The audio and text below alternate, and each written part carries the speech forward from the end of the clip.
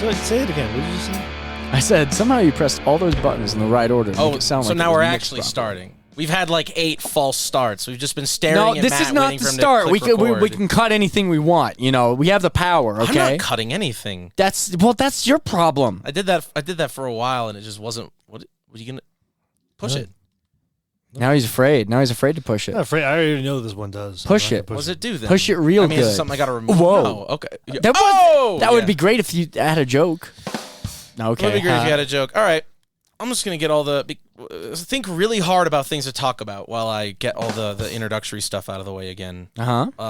So, first of all, we do have 1 viewer question or 2 viewer questions, depending on how you want to look at it. Stop it. Yeah, I say we have 1 viewer question. That's the joke. Is that we're that pitiful? Is that what? Yep. Yeah, that's what it is. It's $6 if you want to ask us a question. We read your name and the question on the podcast. It's donate $6 to ko-fi.com/wrongroom. That's coffee.com/wrongroom. And we will answer your questions and have you on the podcast. Also, track marks. My tabletop role-playing game has been delayed until June, so this month. I mean, it'll probably be a couple weeks, but that's going to be coming out soon. Check out bilecosmo.com, BYLECOSMO, bilecosmo.com. The PDF is going to be $7, and there will be print copies available soon. I'm a fucking joke. All of your hard-earned effort is just for our entertainment and amusement. Yeah, that's good to hear. It really is. It's just good to hear. It's just it doesn't fucking shut up. It doesn't fucking matter. You don't care. That's good to hear. It's good to hear. No, it's good to hear. It's good to hear. Yeah. Yeah, that's crazy. Whoa. Wow. That's crazy. Do it again. No. Wait, what'd you say? The fucking joke drums that you were doing. Jesus. It's none of those are the correct onomatopoeia for that. It's a joke drum kit. Oh my God! It's badum. Yeah. Oh, it is badumtis. Yeah, you're like, damn. You're scatting over here. Yep. Yeah. Whoops! I forgot how that works. You already writing a title? Yeah, because that's pretty funny. And I'm drinking. I mean, we're technically, even though we each got like maybe an ounce or 2. This bottle's already halfway through. Nice. I didn't expect this to not be this much. I guess I should have expected as much for it being a $20 bottle of mead. He's holding bleach in his hand. Yeah. I'm holding what? Bleach in his hand. Bleach. We just drank some bleach. Oh, that's my thing people do chaser these after days. you've been fucking criticizing my life's work over here. Yep, there it is. So we are drinking I'm Lost Stupid Bitch mead. What? Oh no, Big Lost Crazy Woman. She's not lost. The meadery is what's lost. It's called Big Lost Meadery, but it seems like it says Big Lost Crazy Woman. Mead with hibiscus and hops. How do you guys like it? Well, I like cranberry. both of those things. It doesn't taste like cranberry. Like cranberry. No, it doesn't. Not one bit. It's kind of got the. It's got does. like the mouthfeel of cranberry. Like it's got the zing, but right, it right, doesn't it's right, taste right. at all like cranberry. It doesn't taste like cranberry. All right, good. It for has you the guys. same. It When's the last time you had hibiscus? It has the same. Cranberry. I got cranberry yesterday. Okay. The drink I had yesterday had was. cranberry in it. Yeah. Did you make it? Did you make the lion? No, the meat I had yesterday had cranberry in it. Oh yeah, which was very good. The winter one. Yeah, Very not good. That's bad. why I got It's meat good. on my mind because we just had fucking that really good. I meat love yesterday. meat. This is worse. This is worse meat. It kind of is, but it's meat. Yeah, it That's is all meat. that matters. You also had that peanut butter and jelly mead that literally tasted like a PBJ. Too Usually much. the PBJ Almost beers too suck. much, really. Yeah. I disagree. I was like, thought this it was is a great. lot of sandwich in my mouth. The fat kid in me was overjoyed. I would happily. Did you? guzzle all You that down. didn't have that much. Yeah, because you didn't give me that much. I didn't want to take that much. It seemed like you only I had took the the one rest can. because I thought you didn't want it. No, I would have drinking the whole thing, but I was being courteous as a friend. I could just get more. Where'd you get it? The place I talked about, Antelope. Oh, okay. But it was at the okay. wine festival. Oh, yeah. But yeah. I know it's in town. I didn't know that. Where was the other mead from then? Were they both from the same place? Yeah, those were. Yep. Okay. Yeah. Those were. Because there's like only 3 meat places, and then after a while, everything tastes the Yeah, same. there's the racist one, and then there's the other 2. Yeah, ones. there's that one, which, I mean, it tasted fine. It's just, Yeah. It's just you drink it, and you're just like, Ooh. Ooh. You know, Republicans. Ooh, what? Yeah, I don't know. I don't fucking know. That's all I got. We can go right into questions. Was that all you had? That's all I had. That was cold. It's not like we have fucking sponsors Your or whole anything. life's work went all the way up to that. Yeah. Wow. We don't have sponsors? No. We need to have 1,000 listens a month in order to have sponsors. Does that just automatically happen? Yeah, it automatically happens. It's a bit silly. Well, I have to apply for it, and then Buzzsprout, our podcast host, will give me sponsors. You have to and put stuff like a that. character backstory in the application? I don't think so. It's not really an application, I then, could is it? I could just start asking, like, bottom of the barrel fucking sponsors, just cold emailing people asking Hey, for Blue a sponsorship. Chew. Yeah. We already talked I about do it. Blue Chew, yeah. Yeah. Yeah, we talk about it all the time. We're already giving them free press. Like stop by one of those guys that do the free auto glass repair in the middle of parking lots. That'd be cool. Yeah. Those guys rule. Yeah, Those are probably. the heroes. Because yeah. insurance covers it, so that's why they do that. Yeah. Is it? Not my insurance.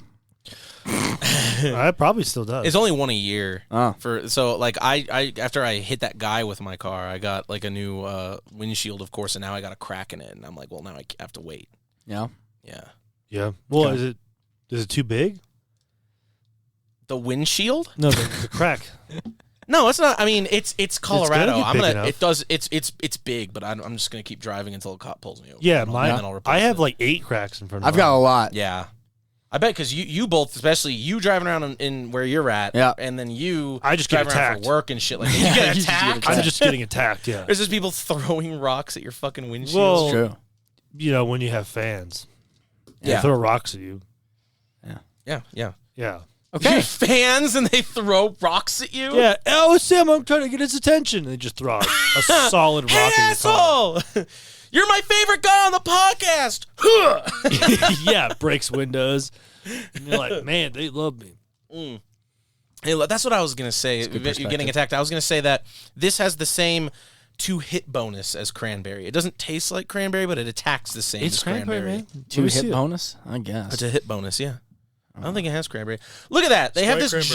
giant nipple in the center. That's why they Spray fucking cranberry.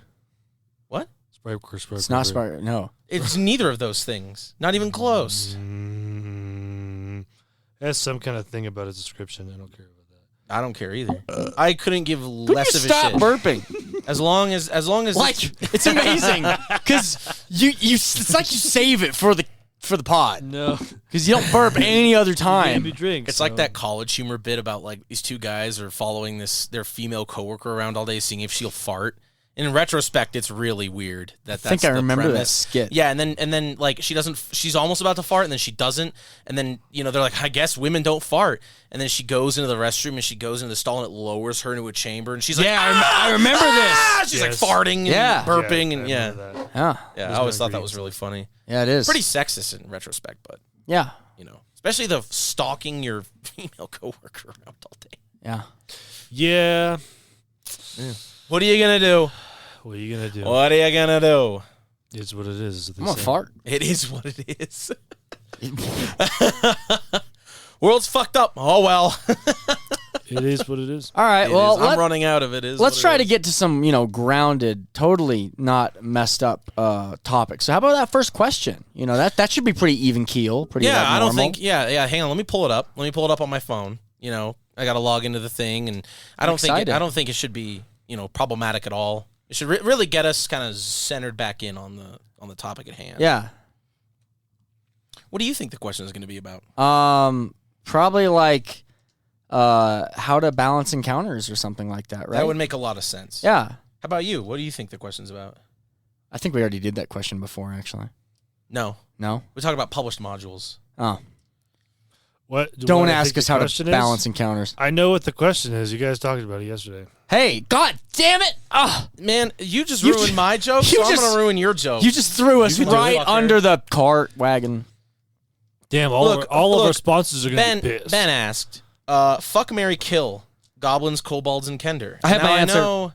I know you have an answer. Yeah. Because I previewed this question But I'm doing it yesterday. last.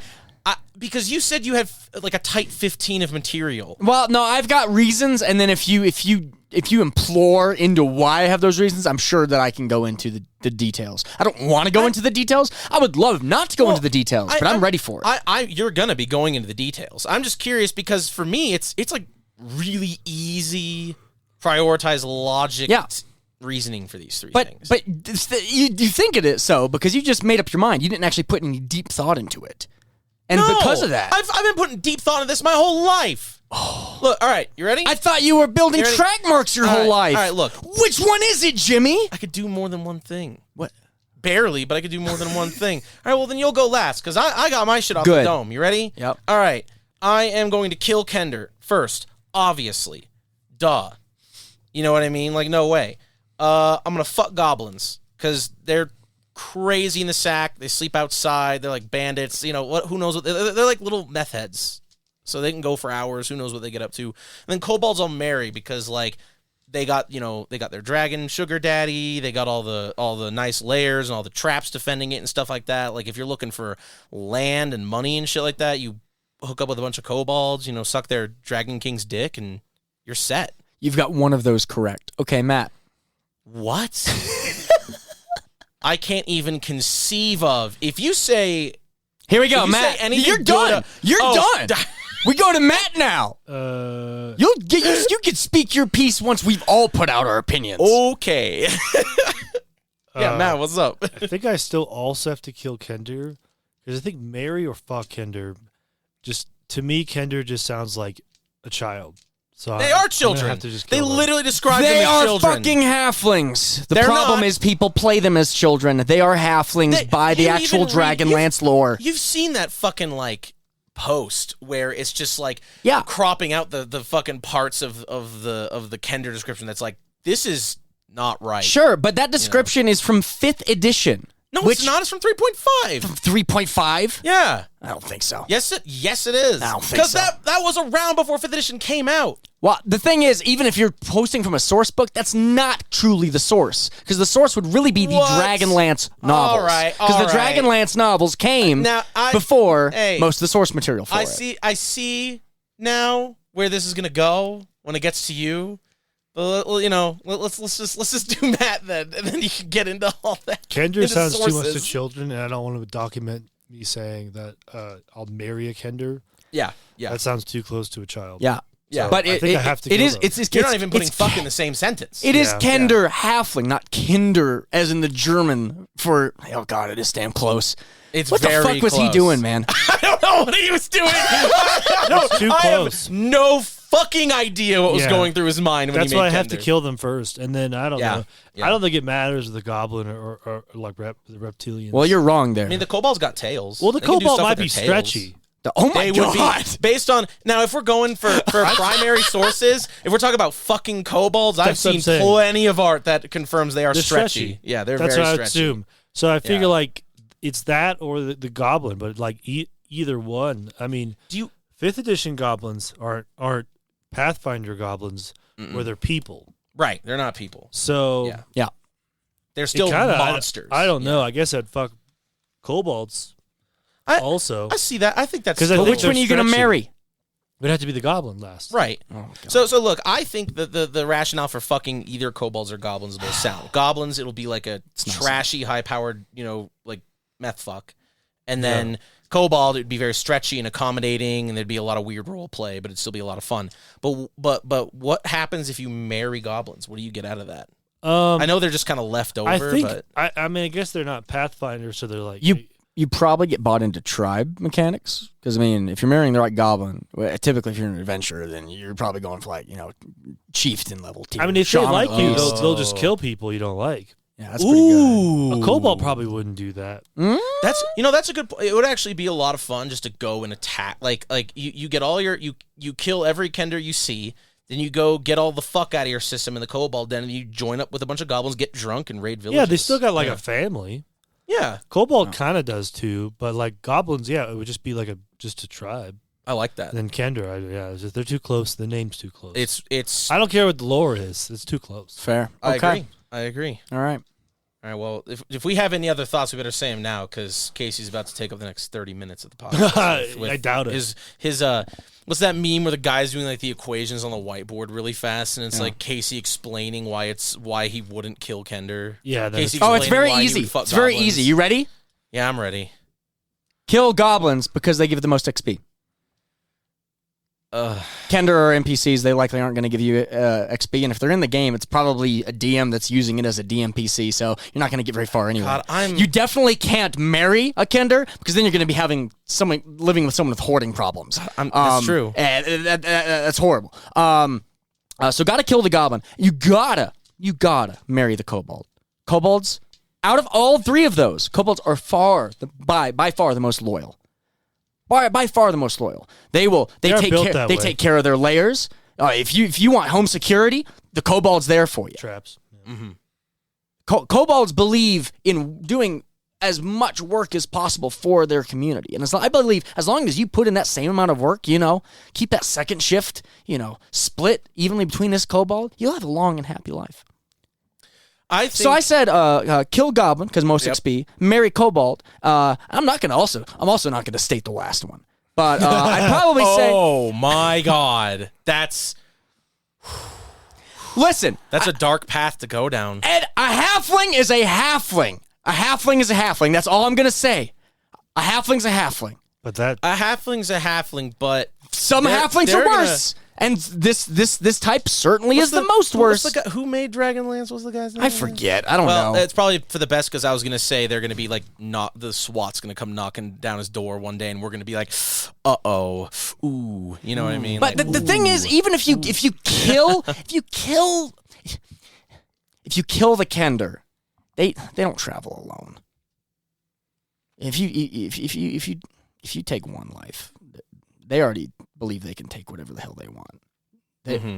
I don't believe that Kender would go. I don't think they've got a good concept of mercy. I'll accept it as long as it's the type of fuck where you wake up after and go, "What did I do?" and sneak out the window. Well, you would because all your shit would be gone. That's true. So that you just make sure that you lock all your shit in a safe, a town away. Yeah. See, when your answers are definitely the most lore educated and the most sound, but they're also the most disappointing. Because the moment you said, "Oh, goblins for the XP," I'm like, that doesn't have anything to do with dicks or with any XP, any crude or rude humor. No. It's just the most XP. It's like, all right, I guess. No.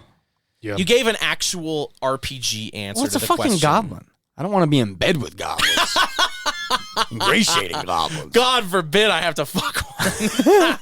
Yeah, you haven't thought of the smell. Yeah, I haven't thought of the smell. I'm still thinking of the Pathfinder football-headed goblins. Oh God! Oh, with the big mouth. Like, no, let me give you a blowjob with the big shark teeth. Oh shit! No, get that away from me. Yeah. And frankly, it would just be marry kobold. Perhaps it's celibate marriage lifestyle. Because kobolds don't deserve that. Just soak like Mormons. Kobolds don't deserve what's been done to them. No. Kobolds. No. Kobolds are monsters, okay? Go to they've For got more information on kobolds, go to e621.net and search kobold. Lore accurate. I'm not allowed to play kobolds on certain online communities because of what other people have done to them. Yeah, I believe I can't play some of my most beloved developed complex characters. I ban kobolds at my tables. Like if it's not private tables, obviously it doesn't really matter. But if I'm running for people and one was like, "Oh my god, I want to be a kobold," it's like, cool. Well, I'm not going to tell you when the game is because I don't want you. We talked about that before. Yeah. Kobold players are fucking scary. People would have to prove to me that they've read a lore primer. Yeah. Same for playing a drow. Same for playing a drow. Same for honestly playing a Kender. Yeah. If not outright ban. You wouldn't allow Kenders? I wouldn't allow Kender. I wouldn't allow and any of Kender this anyway. Kender, I don't give a fuck what is stated, what you might find online, especially in the modern discourse. Kender are halflings. They're not gnomes. Okay? 5th edition is not canon. I don't know. Fifth edition is the Marvel What If series of D&D, okay? I don't know. They seem like gnomes to me. They're definitely not gnomes. It's in an official source book, Casey. I don't know. You were just spitting all these rules as written facts a moment ago, and now here you are saying, well, the books don't matter. Well, yeah, I'm spitting the proper lore 3.5 and second edition. Yeah, correct. Yeah, that is correct. Yeah, I don't like a lot of the changes. We've talked about that at length before. I really don't like a lot of I don't even give too much of a shit about the D&D lore because I usually just do my own thing, but I'm really not a fan of the lore changes they're making. And I mean, anyway, like if I'm not running Track Marks, which does have like 4 races, I'm running human-only campaigns anyway. So really, I don't have a horse in the race because it's like, whatever. But that's what I'll be running tomorrow. Lamentations of the Flame Princess. Did I run the beer adventure for you guys? Was that for you guys? I don't think so. What did I run for you when at my place? Last time I played Lamentations of the Flame Princess, we didn't talk for like a year and a half. That's true. Oh my god, that's it's funny because actually it's the 4th episode in a row. The Dark Times. The Dark Times, yeah. Oh my god, which is great because I always look back on the actual game leading up before the last 20 minutes of it. One of the best times, like I was just core freaking in my character. I was there. It was awesome. Yeah. Oh. It was awesome. And then things happened. Yeah. Honestly, because I was running Maze of the Blue Medusa at the time, and reading through it now, it's like it was good out the gate. I'm not sure how sustainable it would have been. I think now that I have all of the Lamentations of the Flame Princess stuff, it'll be easier because I have like a greater ecosystem. Yeah. Like it could be set in Paris, and then you guys could go do like, I don't know, sail across the way and do Blood in the Chocolate or do Terror in the Streets in Paris, or there's all these diversions so we're not just stuck in the abstract painting mega dungeon. Yeah.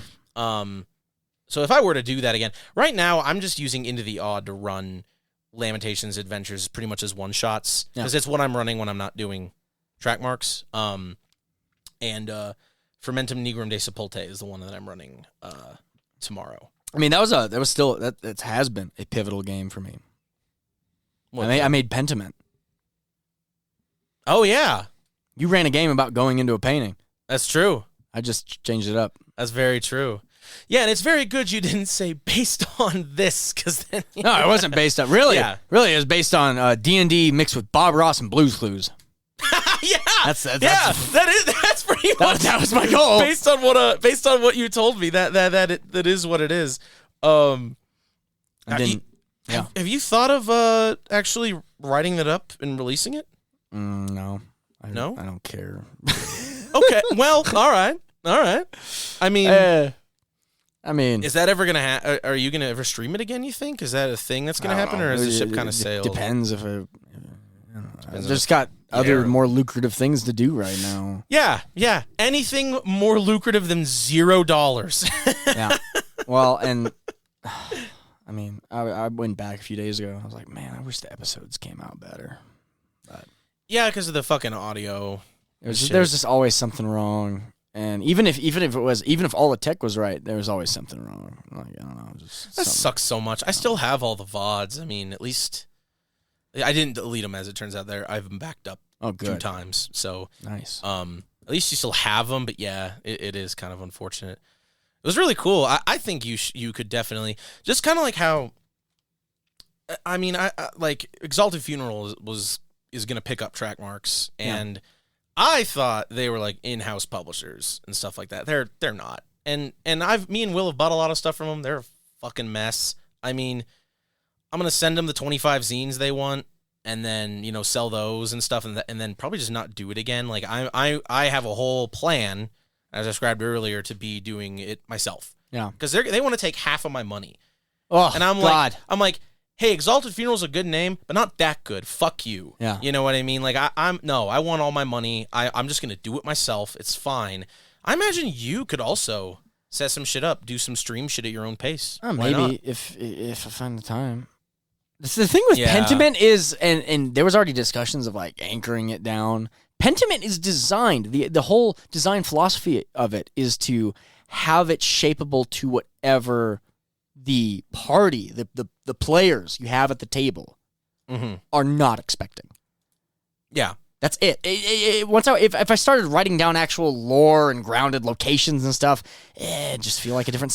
It would lose its utility of what it was intended for. Yeah, but to make you money. Whatever. Just write down like the way you fix that is just by every time you run something and make some stuff up, go back and write that stuff up later, but only write up stuff that's already appeared. Yeah. Don't write stuff up that's, and that way you can keep the advantage where, stuff will still be surprising, but then other people can run the stuff you've run if they like it. Yeah. And, gives you a little bit of cash, gives you a little bit of, I have this setting, and then, you can keep doing it how you want to do it. Yeah, a setting's a setting. I don't know if it's gonna do it anytime soon. Hey, what you doing here? Nothing. Nothing. Oh, that was one of the... That's the Banana Necromancer. No. He came up with the whole voice for it. Yeah, he came up... I mean, from what I understand, you and Matt worked... This shit a lot, it was right? constantly me panicking and like trying to write stuff and then going to Matt and be like, this is what I've got. And Matt's like, what if you had bananas? And I'm like, what?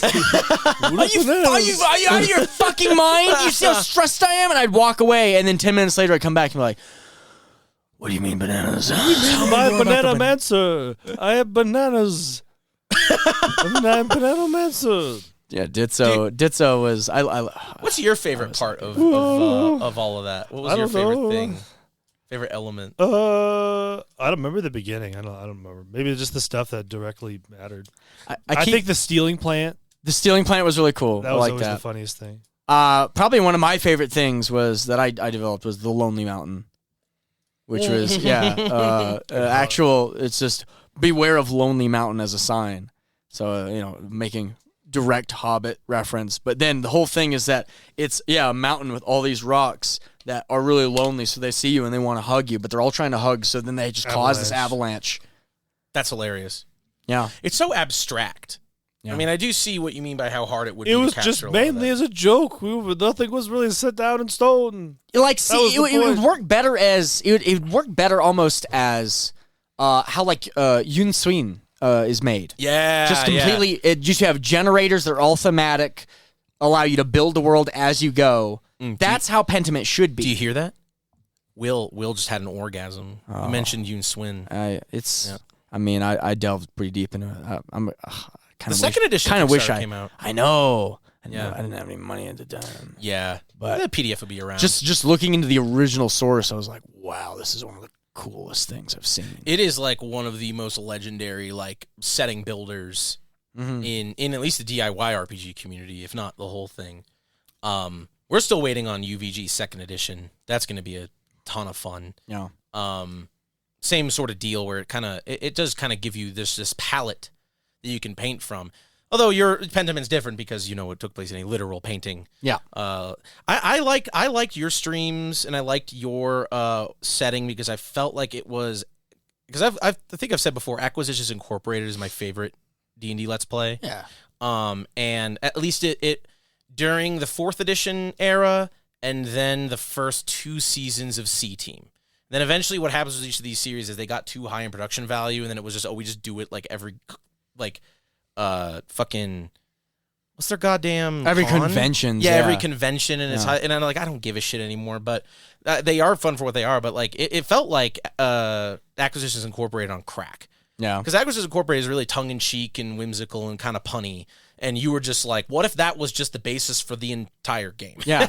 What if I have you do multiple skill checks, saving throws, and everything just so I can get to the pun? Your punniness plus Matt's absurdism is like a fucking potent The most cocktail. amazing thing from exploring all that is the fact that once I got 10 sessions in, I didn't have to work on it anymore because the players would immediately they'd be so far ahead of me that they'd be seeing jokes happening that weren't even there. I love it when that happens because then you don't have to do as much prep. Yeah. Yeah. And I loved everyone that played in that game. It was special. It was really special. And I mean, it proves to you too that you did it.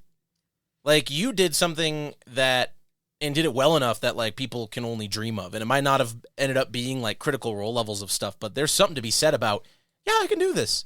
I can whip this shit out again if I wanted to. That's a skill set. That's something on your CV. That's a skill set in your back pocket. But I mean, with you building up track marks, now that's why I was thinking through because immediately you're like, I've got an idea for something else on Thursday, and I'm like, what is it? And you're like, it was 5th, but maybe not, but maybe this, but maybe not. But I'm not going to tell you. I'm like, damn, Jimmy's his mind's always twisting on those mechanics. It is, and I'm like, I need to get back into because what I was making, there isn't quite anything like it.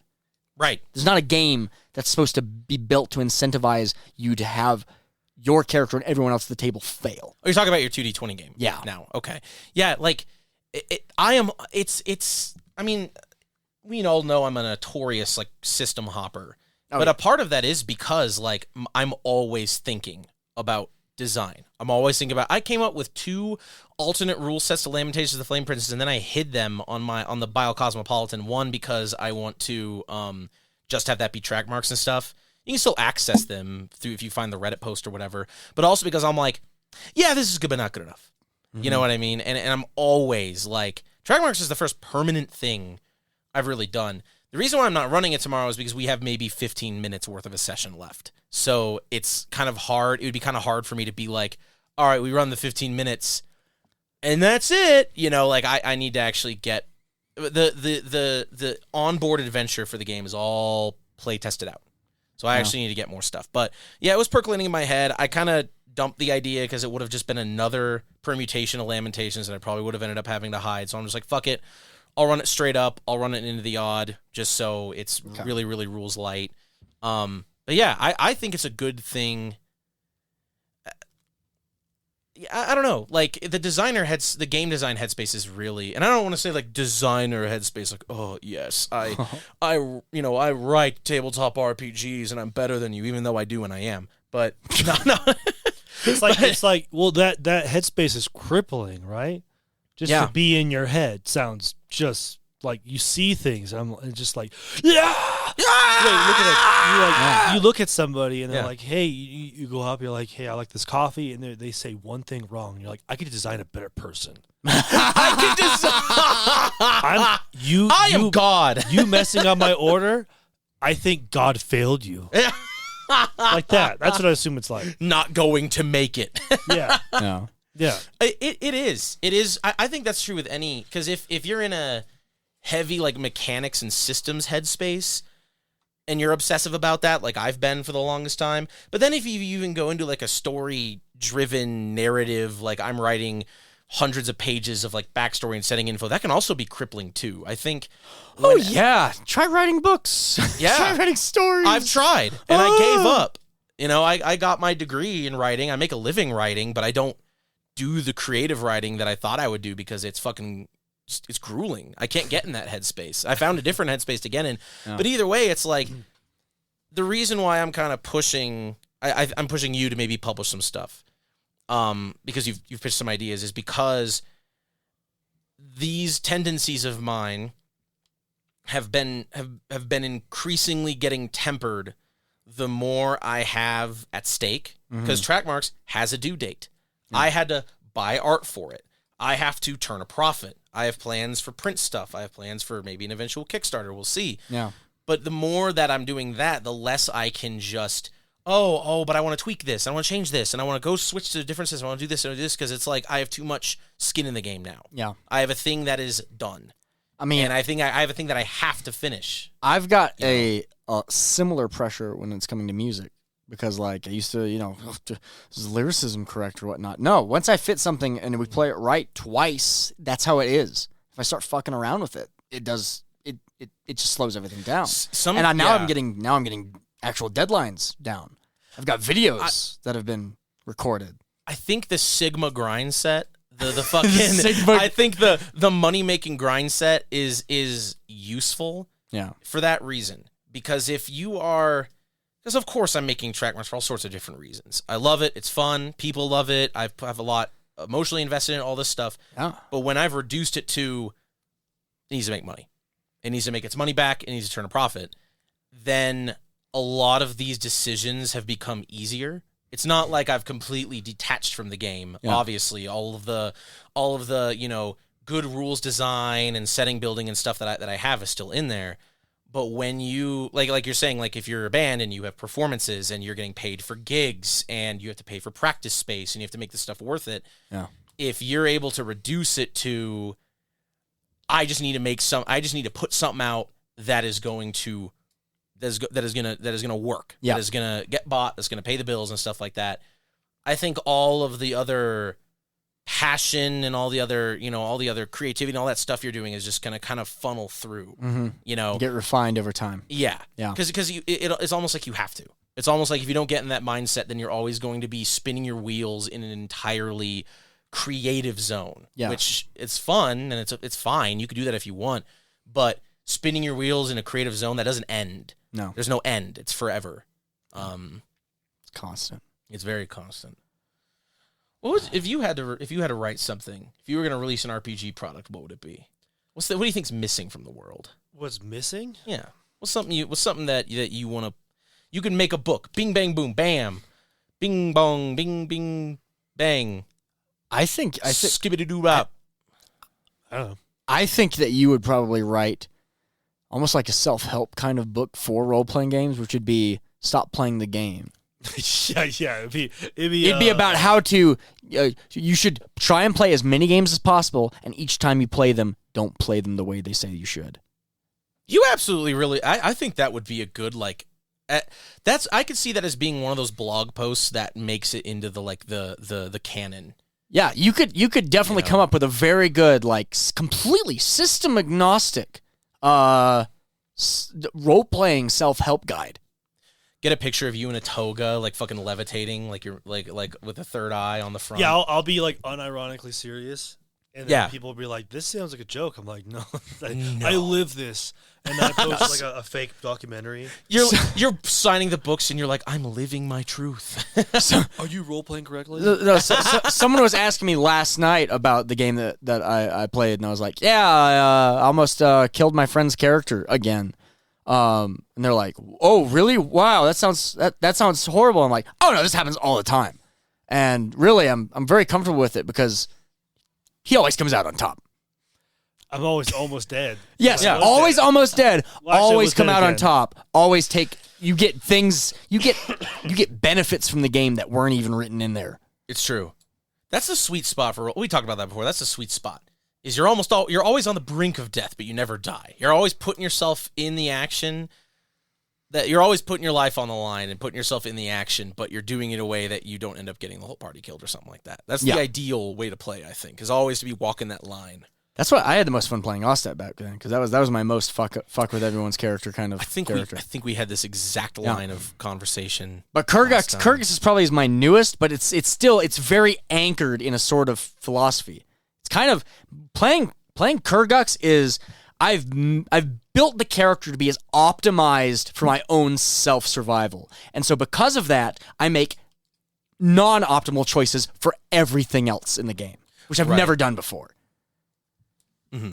Never cast a spell that I can't even choose who I'm targeting. That makes absolutely no sense strategically, but I went, from what my character cares about, makes complete sense. Let's roll with it.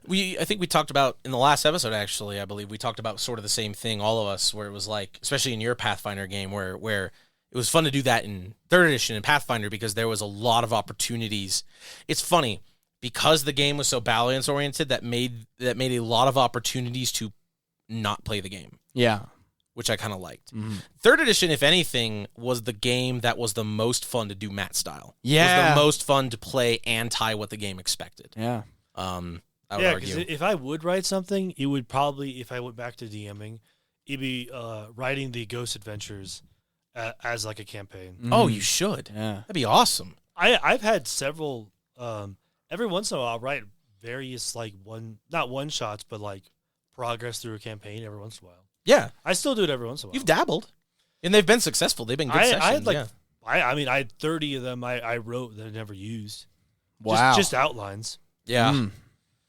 Just Kill never your got darlings and all that. Well, because the biggest motivation was I had art books that were specifically from historical Japanese yokai descriptions. Mm-hmm. Yep. Oh, that's it was cool. Matthew Meyer wrote. He did 3. He might even have a 4th now, but he has a beast version and then another version, and all pretty on the surface, but they're all just historical. Yeah, here's an umbrella that kicks your ass if you're lonely. An umbrella that kicks your ass if you're lonely. There's a Oni I don't know if I ever did that storyline, but there's an Oni. There's a story of a man who sees an Oni accidentally, and then the Oni is just looks back at him and then transforms to the spirit world. And he can never go back. Or the most famous one, which is a man, I think, leaves his wife for a hot girl he finds, and then his family finds him underneath the floorboards with Fox family, because the fox tricked him into having a family with him. Yes. And so he's naked, like starving, and then they open the floorboards and he's there, and he's naked, and he goes, "What the hell?" And then the foxes float away. They're like, "Ah!" And she's like, "That's where you've been for a month." And he's like, "I've had a whole life down there." You don't understand. I've lived and I've fucked and I've died. There's one of them that was inspired. One of the yokai that was in Kubo the Two Strings or something. What it was called? Yeah. It's a giant skeleton. And that one's like you're just sitting there. I think it's on a ship. So you'd be just like fishing or something, and it may be dark, or you're transporting, and it's just like colossal, empty skeleton, just like kind of I think stares at you, and then gets really close, and I think it just goes away. You would those? Do you still have those art books? Yeah, I had notebooks, and I wrote a cue card on every page about what adventure I could put them in. I feel like I was prepared, but again, I over-prepare for nothing. I feel like, I mean, do you still have the notes too? Somewhat. I think somewhat I do. You could probably, I don't remember if you expressed interest in running Hunter at some point. You could take those books, go through each of them, jot some shit down, get that pull out the Hunter book, and you could run for literally months and months and months. Is there Hunter Third Age rules? Non-modern or whatever? So, I mean, no, I don't think there's any officially, but all you have to do, because I've thought about that probably be the simplest. All you'd have to do is just say, hey, just so you know, firearms applies to, bows and crossbows. Yeah. And then that's it. It would still be joking design, so you'd have guns. Okay. Yep. Fair. Oh, that's true. Yeah. Still have guns. And then technology, because the computer rolls is a technology roll anyway, so that would just apply to strange tech that maybe you haven't discovered or anything yet. Yeah. Or the use of cutting edge technology. I'm pretty sure as is. I think the way that they designed 5th edition World of Darkness is that you don't actually have to change you don't have to change anything on the sheet or about the mechanics to port it back. It would all just it'd be extensive flavor stuff, but it wouldn't be mechanic stuff. I think it all works the same. I mean, I think I've liked Five Rings and how it presents itself, because it is like, yeah, you be a ghost adventurer. Like when the only one I really did, which is you're a ghost adventurer, but you're also in Japan, which is heavily etiquette based. Mm-hmm. And so there might be a ghost in the other room. Yeah. But you gotta still have to etiquette your way through that. That's why I made Mongol Columbo for that game. Yeah. And then everyone was mad at me, and I was like, "That's the point. That's why I made it." I had nothing wrong with that, because because a lot of the time,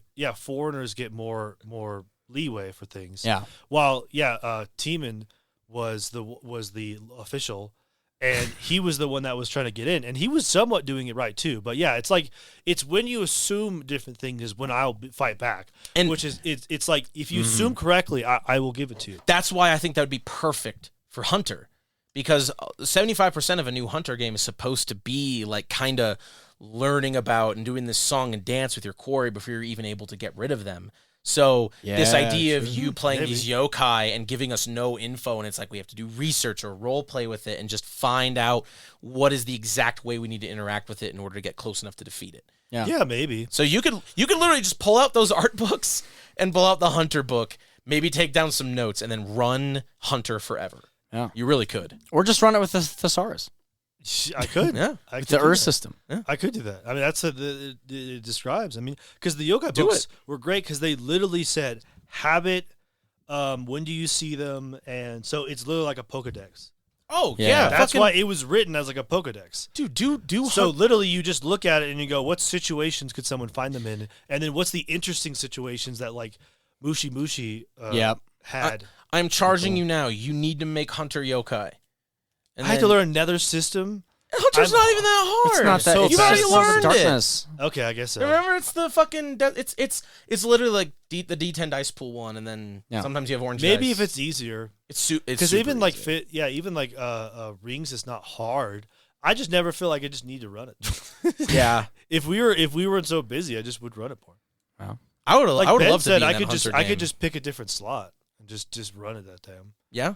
Because I mostly just like if I see some certain DMing things, I think a lot of it is like a posh thing. You know, like you see design. Yeah. Sometimes as a player, I'll see ways that people run things, and I go, I want to completely subvert that in my own way. That's sometime. good. I mean, that's how. Obviously, that means you're a GM because that's how. A lot of the time, I'm like, I want to do I want to specifically DM in a way that exposes for the player, if they're in that game, why don't do it that way, and this is an interesting way to do it. Me writing my 2D20 game, I thought of the mechanics first before I ever thought about trying to attach it to the idea and the concept for it. I thought of the mechanics largely because I saw faults in my own Star Trek game, where it was like, Star Trek's great, but there's this constant power creep that was starting to happen. And 2D20 does a very good job of mediating power creep, but the power creep would just generally come from just outside mechanics, successes, assets, people that things and stuff that are around. Yeah, just becoming more ingrained in the setting. Because Star Trek was the what worked was hyper narrowing. Yeah, because you literally, I mean, the only thing is that if you played again, we would already know what to look for. So like it seems like the power creep is literally just understanding what the game asked for. So I thought, what if I could try and build a game that gives power creep not to the characters, but the actual players behind it, and incentivize the game to constantly make it so that the characters don't progress and develop in any meaningful way. They don't. Yeah, that is genius. And then I went, what is that? That's a sitcom. Yeah, that is a sitcom. 2D20 sitcoms. Because you are encouraged not to power creep. And the only way you can power creep in a 2D20 system, which I do have to interject about the 2D20 systems. I don't know if it's still up, but I think at the end of June or July, Modiphius loses the Conan license. So every single Conan 2D20 PDF you can get for $30 on DriveThruRPG. Nice. Like altogether. So man, I'd love to run that. Maybe I would love to play in that. Was that the one you played in? You always said it was a different one. You did play in Conan. No, we played a different one. Barbarians of Lemuria. Barbarians of Lemuria. We played. It wasn't even directly Barbarians of Lemuria. It was a hack based off of it, I believe. We got to ask him again if we can play up in Denver. That's great. I always forget. But the Conan system, it just seemed like, well, one, it was trying to look at a 2D20 system and going, what the hell does any of this mean? And then after that, you then had the Conan specific system of how momentum spends work and how just detailed in the Conan every 2D20. bit of combat works.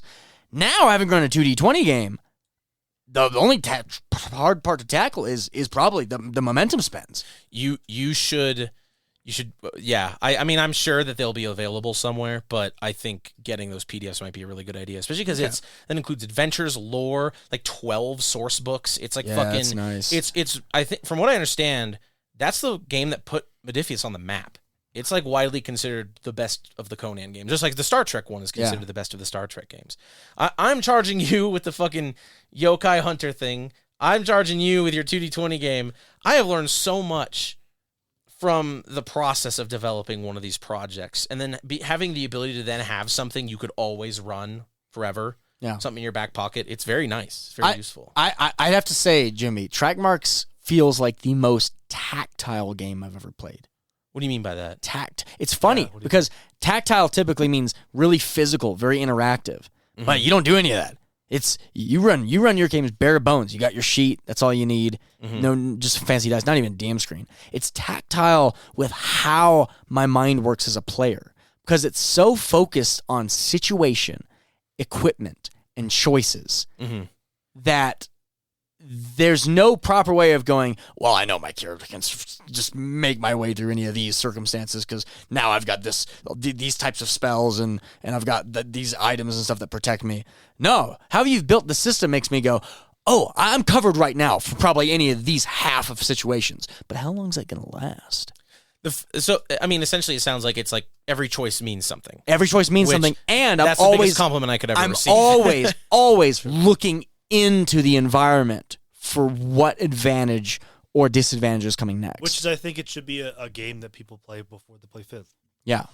I appreciate that. That's again, that's how I like to run things. So, like play, which is, I stop looking at your character sheet.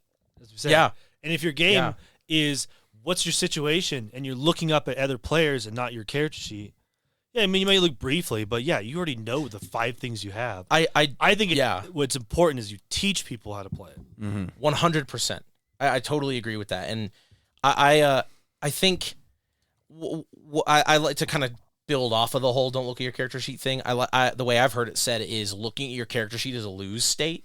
Yes. It's like think of it mechanically too. Yeah, I think you've said that. You might have said that, but I don't think you said it that way. Most resolution systems in RPGs are so swingy, especially something like 5th edition. Rolling a D20s, they suck probability wise. Like you can be really, really good at something and still horribly fuck it up. And there's RPGs that's better in, but there's not really resolution mechanics by their nature. When you never want to relegate an outcome to probability. If you have done that, that is a lose state because you have now let the situation go out of your hands and onto the dice. I understand that people want to roll a lot of dice. I understand the whole that impetus of it. But like I agree. Like I think the way you learn how to play is by realizing that touching the dice is a lose state, basically. Yeah, I do think I never thought about it as a lose state, but I do think that where it's like I've spent 20 minutes describing to Casey this situation that makes me only in the winning side. Yeah. And then all of a sudden he goes, you got to roll. And I'm like, well, now I can lose. I already described my winning state. Yeah, that's true. I'm trying to get better at that as well. No, but I get that. Because when you're trying to tell a story, you want to put in that position. Okay, here's a little secret because of how I already run based off of the things that I introduced into the system. Yeah, I want to make you roll because I don't want you to be certain of it.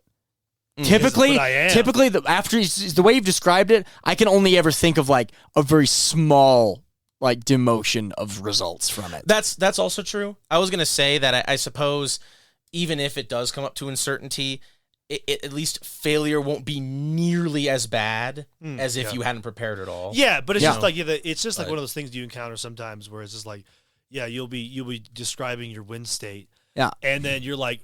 I mean, at least, obviously, it's hubris, which is there's obviously no downside to whatever I say. Of course not. And then, your roll basically makes whatever you said nothing.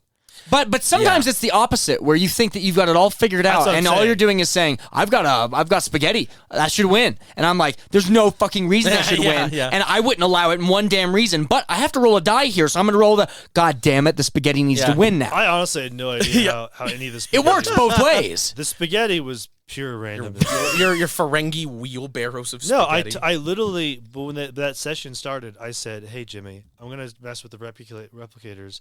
Because I'm trying to get my recipe in the system. Mm-hmm. That was it. I was just standing there watching you print spaghetti into a wheelbarrow. Everything else was pure. It's just hilarious because really you could have just gone to the engineering department and be like, "Hey, could you add this as a setting into the replicators?" And they would have been like, "Yes," and we can do it perfectly. I believe at that point we knew there was something wrong because that was on the fucking station.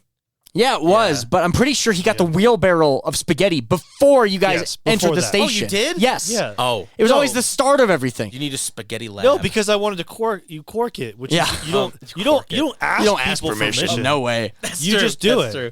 To bring it back to the game really quick, I did want to say if anything, I think putting uncertainty in the players is always a good idea. So even if you make them roll with no intention of letting them fail. Yeah. I think is still important. Too. Yes, I think so.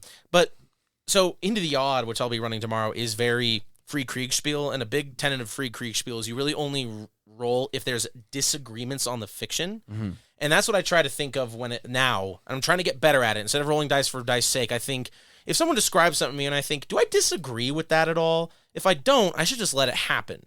But if I do, it's I have some qualms with it. Then we roll. But to also kind of touch on the never looking at your sheet thing. You only roll in two conditions in Into the Odd. One is when you're making a save to avoid something horrible, which ideally you should have thought it through and not have run into the horrible thing. And the other reason is when you're in combat. You should never be in combat because there's no attack rolls. It's only damage rolls. Yeah. It's horrifying. And the way I run combat when I run Into the Odd is I sit down and basically I say that you guys go first. You all just roll your damage, and then I have to assign the damage appropriately. The only difference being melee people can't hit ranged people if there's other melee people in existence, basically. It's just kind of like a really quick war game resolution roll. And then I roll my damage. So it's literally like if you get into combat, there's no like, oh, I'm going to jump up and swing from the chandelier. I'm going to run over here and do this. It's literally like combat's going to take 2 minutes, and it's going to be us rolling handfuls of damage that you just have to, you choose how to allocate and soak. You do not want to be in that position. That's a horrible fucking position to be in. Because combat, especially in OSR stuff, it's like combat's never the point. Yeah. The point is everything surrounding combat. So even if you do have to get in combat, maybe you have more dice. Maybe because if you have enhanced attacks, you automatically roll d12s for all your damage. Mm-hmm. So if you have engineered the upper hand and still run into, and I even think you can skip the combat if it's clearly one-sided. If it's so overwhelmingly one-sided, it's like there probably shouldn't be any damage rolls at all.